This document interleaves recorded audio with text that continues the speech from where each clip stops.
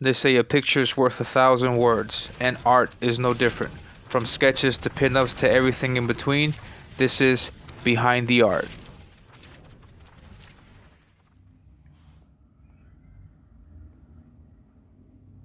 Hello everyone, and welcome back to the channel, or welcome to this new video. This is the behind the art version or episode of this piece here, which is Ash Williams versus the Evil Dead, and yeah, so just to talk a little bit about this piece and some of the history behind this. And let's take a look at the date. This was done last year in 2021. And this was the last piece that I did for a monthly competition that I was involved in on a website called penciljack.com. If you've been watching my videos, you may have heard that name before. And yeah, Penciljack is it's a website. You can type in on www.penciljack.com, and it's a forum. It's a forum for art, for comic related art. And in the forum, there's a section that's called Pummel, Pummel, Pummel, and yeah, and in that section there are artists there that have these monthly competitions where artists face each other, um, and they're given a rank according to how many wins they have, and then how many losses they have. So they have a rank, and so you are set up with an artist, and then once you're set up with the artist with the higher rank, they select the topic, and so yeah, so they select the topic, and then you guys have the artists have a month to finish the piece, and then they present the piece, and and then yeah, it was a competition that I used to participate in monthly. I did that for I think all of 2021. I think this piece was finished, yeah, January of 2021. So yeah, this was the last time that I did this. I had participated in the year before that, which was 2020. Like all of that, I think all of that year I was participating in it, and and yeah, I had a great experience, a great time participating in it. I don't do it anymore because I was given a bunch of commissions, and I also had other fan art pieces that I wanted to draw, and, and yeah, I just didn't have more time to squeeze in an extra piece of art, and because considering, for example, that the art that I would submit for that competition had to be really good. It had to be really really good so that I can win against some of these other artists, and so I just didn't have the time to invest that much time into a piece. So I just had to stop doing it. But but yeah, so this is the piece that I did. I did not select the topic, so the topic was selected by the other artist, and I don't know if I won or not. I don't think I did, but but yeah, they selected the topic, and so yeah, when I first heard that I had to do Ash and Evil Dead, the first thing that came into my mind was this image right here, which is the poster, the movie poster, and so I thought that it would be a good idea to do my take on that image, because elements of this drawing are almost identical to that one, and so I got heavily influenced by that. Um, and I wanted to respect the mythos, the story of the Evil Dead. So I didn't want to sway too much away from that. I wanted to make sure that I had the boomstick, the chainsaw hand. I wanted to make sure I had zombies in there. So these are all elements that are characteristic of the property. So I wanted to respect that, and so I made sure that I included all of this.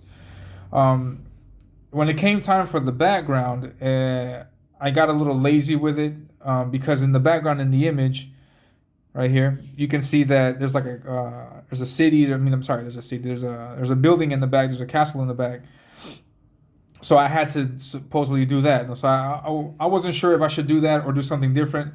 I also wasn't sure if, because at that time I had this habit of drawing like a canyon background, which you can see here, like a canyon background where I would just draw rocks everywhere. You see it in the previous behind the art video with Yoda, you see that, and he's like in the back. There's just nothing but rocks, so it can be a canyon or it can be a desert, whatever you like. But that was the background that I was mostly playing with at that time. So I was thinking, okay, so I could either go all out and do that building, or I could do something different, or get lazier with it and do this. And and I decided to do something a little bit different and put them in a forest. And so that's where like some of the interesting parts about this are, because this is supposed to be a forest, and it doesn't look like a forest. Many people have told me that this looks more like cornfields. So there goes my big failure on that part. But I mean, it looks cool. Like, I think it looks cool in the back. I think that image looks great. I definitely could have done more with it, but that's what I had. And so yeah. So if we take a look, no, this is an up shot. No, you're looking up at Ash, and I wanted to have him in a very heroic pose, and yeah, this is what I had came up with, and with the big shotgun in hand, the boomstick, and I also wanted to give space to his make sure that I include the chainsaw hand in there, and yeah, really good stuff. It was a challenge also, for example, trying to get these many characters in there. So I sketched these out, and I did a really good job. I think I like it. I like how this came out. I like this is also one of my earlier drawings where I started messing with heavy blacks, and so like I did a lot of blacks here, a lot of heavy blacks to help identify the shapes. And I wanted to give her black hair, and I think that looked pretty good. And yeah, so this had a lot of monsters here, a lot of zombies. I wanted to give you the feeling that the zombies are quickly approaching Ash, and so I wanted to also include some in the background. I got these guys here also. Yeah. Let's take a look now. This one here, this guy here, these two people here. No, the total of 12, I think 12 characters in this section alone. And yeah, I like how I did this face, for example. I like how that came out. I like how this one came out. Looks really good, I think, in my opinion. My personal opinion, I may disagree. I also put a woman in there, and she's got a black eye. And something interesting about this black eye is that it wasn't originally meant to be black. I wanted it to be just like this eye, but I forgot what I did. I think my pen, like I moved it or something, and it went over into the white of it. And I was like, man, that sucks. And at that time, I was a stickler for making sure that I didn't make any mistakes on the piece. So when I did that, I was like quickly. I mean, I had done a lot of the art, and I was thinking like, man, should I do this piece all over again? And I was toying with that idea, and yeah, I didn't do it all over again. I just changed it and filled in her whole eye, because maybe her eye popped out or she lost it. She's a zombie after all, so it worked. That little mistake worked, which is the great thing about drawing zombies, is that you can make up. You can make a lot of mistakes, and then everything would still be okay. And yeah, so yeah, this is the piece. This part that's supposed to be a forest was really difficult to do. I did another behind the art video where there's like a forest background. It was a piece that I did for the Sin Killer, and I did the forest background. And in this piece, I wanted to do the same thing, emulate that, but have it at an angle. And in this case, I just didn't pull it off. I didn't pull off the forest effect that I wanted it to be, because it looks like something else. You can ask 10 different people what that is, and they'll give you 10 different answers. So it's not exactly what I wanted it to come out like.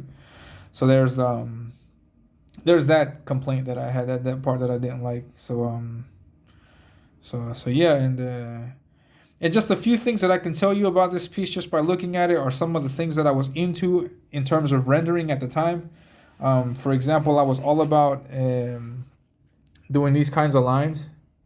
I still do them, but Not exactly like this, and you can see that this is everywhere, even across the legs here, across this area of her body, across the arms. Here, I think it's better done in this case here, a little bit, and all over the zombies. Now, for example, this part here, just something of it was just a part of the rendering that I was into at that time. I still do that, but just I don't know. This looks like all I did was that to some extent. This part here, for example, this part here. No, so the rendering it's a little interesting to say the least, and I really like this part. This part here, I was able to get this Fudenosuke brush and just flick it just right to where I got this kind of like brush effect to it, or brush-ish effect to it. No, and I did that. Also did that on the weapon. Yeah. Surprisingly, I did something different here. I got a thinner micron and just went over it with that. Same thing here. And so yeah, it's a good piece. I like it. And it's gotten a great response on social. Many people have liked this piece, and yeah. So I mean, there's actually this is also one of the few pieces where I have like almost no ink, no whiteout. Like everything is completely inked out, almost no mistakes with this, which is great. I'm really happy that I didn't have as many mistakes on this as I have on other pieces though. So it came out really good. And yeah, so if you look, I'm sorry, if you look at that behind the art video with the Sin Killer, you'll see exactly how I did this. But basically, what it is just I got not this brush. There's another fine liner from Faber Castell or Faber Castell. I don't know how you would pronounce it. How you guys pronounce it? But there's a brush pen that they have, and the one that I had was almost worn out. And what I did was just this stippling effect, and I did stippling all over this piece. When I got further up, I decided to actually like draw little leaves. So you can see, for example, the difference between what I put here. Sorry, the camera can focus.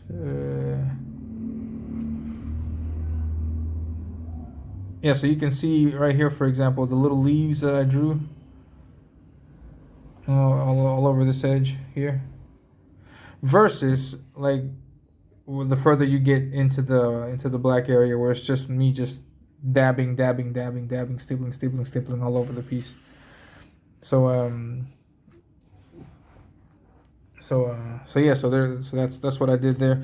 Yeah, and it took a while, and it took several coats and layers, I guess you could say, of doing that, because I did it the first time around, and it was very it was almost transparent, like it was very minimal, and you couldn't clearly see the other figures, and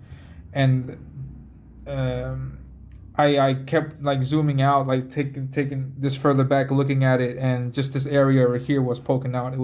It just looked really confusing. So I went back and did another layer, I guess, of the stippling. Then again, I looked back, and I went over it. I must have gone through it like 4 or 5 times. Because I couldn't get it just right to where I was happy with it. But eventually I got there, and yeah, I'm really happy with how I did this, but I'm not too happy with the fact that some people don't see that as it being a forest. So it is what it is. I mean, you can't draw everything perfect, and I'll have to learn from that, obviously, and see how I can what changes I can make to make it look better.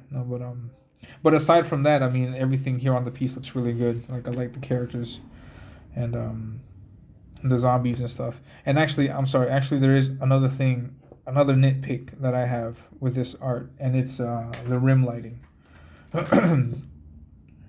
Yeah, this is behind the art. This is not Your Art Sucks. I think I might put this in Your Art Sucks.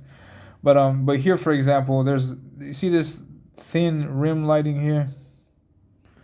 This is all over the piece. Like almost on everything, I did this kind of thin rim lighting. For example, you take a look at her arm, I do that rim lighting. If you take a look at his shoe, I did that rim lighting. Take a look, for example, at this zombie in the center.